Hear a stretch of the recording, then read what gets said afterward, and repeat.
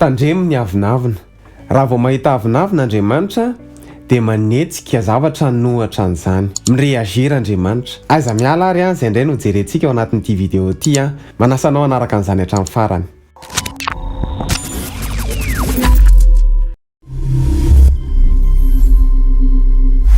Faly miarabanao ndray tompoko tonga soa anatin'ity vidéo vaovao ity tahin'Andriamanitra manokana tompoko. Tandremo ny avonavona. Raha vao mahita avonavona Andriamanitra dia manetsika zavatra anohatra n'iny avonavona iny. Hoy ny ten'Andriamanitra tao amin'ny Jakoba 4:4-5 hoe Andriamanitra manohatra amin'ny mpiavonavona fa manome voninahitra ho an'ny manetry tena. Ny avonavona dia izao, izany hoe tsy mahita an'Andriamanitra izy amin'ny zavatra ataony fa mahita ny tenany. Ohatra hoe za mahay, za navita an'io, za tsara sy ny sisa sy ny sisa. Fa ny fanetretena kosa dia izao, tsy mahita fa tsy Andriamanitra, tsy mahita fa tsy ny fahasoavan'Andriamanitra ary ny fahatsaran'Andriamanitra rehefa mahavita zavatra iray. Androany isika dia hijery olona anankiray Nebokadnezara mpanjaka. Nebokadnezara io dia anisan'ny mpanjaka lehibe indrindra teto ambonin'ny tany. Ary mpanjaka ny teny ka nanao hoe tsy tiva Babilôna lehibe izay nataoko lapan'ny fanjakana tamin'ny haben'ny heriko mba ho voninahitry ny fahalebiazako. Ozy izy Nebokadnezara, nataoko heriko fahalebiazako. Marian'Andriamanitra ve ianao amin'izany? Mahita ny fahatsaran'Andriamanitra ve ianao amin'izany? Nonge vadikitsika ny toyany raha mbola teo ambavan'ny mpanjaka ihany ny teny dia nisy eo ny latsaka avy tany an-danitra. Nebokadnezara mpanjaka, ianao indrindra no anaovana hoe ny fanjakana dia niala taminao. Izany hoe vao nahita n'ilay avonavona Andriamanitra dia nireagira avy hatrany. Tonga dia notoherin'Andriamanitra avy hatrany ny avonavona. Ary Andriamanitra dia tsy maintsy manohatra ny avonavona. Amin'ny fotoana isika mahatsapa hoe za io, zany nanao an'io, zany navita an'io, dia ho toherin'Andriamanitra zany. Tsy isika ny toherin'Andriamanitra, tsy isika ny potehan'Andriamanitra fa ilay avonavona ao am-pontsika.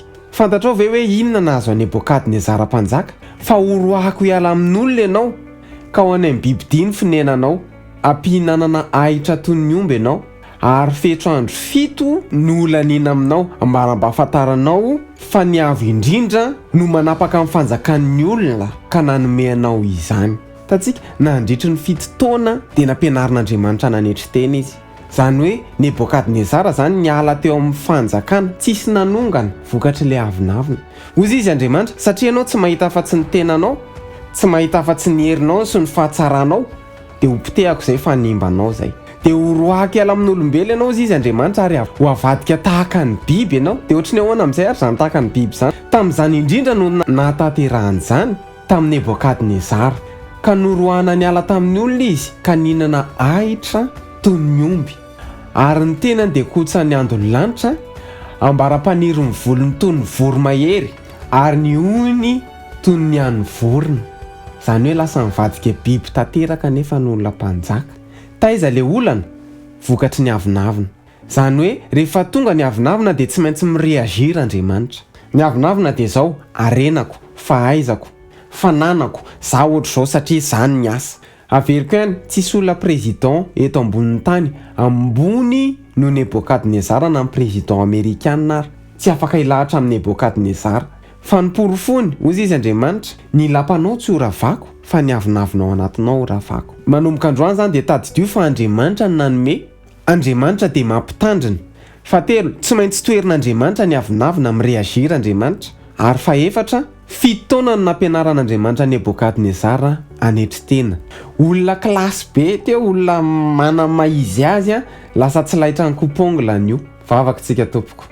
Tompo Andriamanitra, misaotra anao izay noho ny teninao izay manasitrana ny fiainanay. Mampianatra anay ianao ary manokatra ny masompananay noho ny tsy fahalalànay dia miavonavona izahay. Hoe izay mahay, izay nianatra, izay manana. Fa hay mety animba ny fiainanay zany. Tsy te ohatry Nebokadnezara izay Andriamanitra. Dia ankehitriny dia mandray fanasitranana izay ny fanahinay. Fa izay dia tsy manana n'inona fa izay eo am-pelantananay dia fanomezana, fahasoavana ary fahatsaranao. Amin'ny anaran'i Jesosy.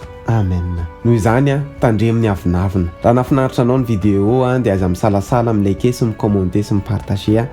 Dia raha mbola tsy abonné amin'ny pejy ianao dia manasa anao hisabonina amin'ny pejy na atao amin'ny Facebook na ao amin'ny YouTube dia manome fotoana antsika amin'ny herin'ny an'io izao indray. Veloma tompoko.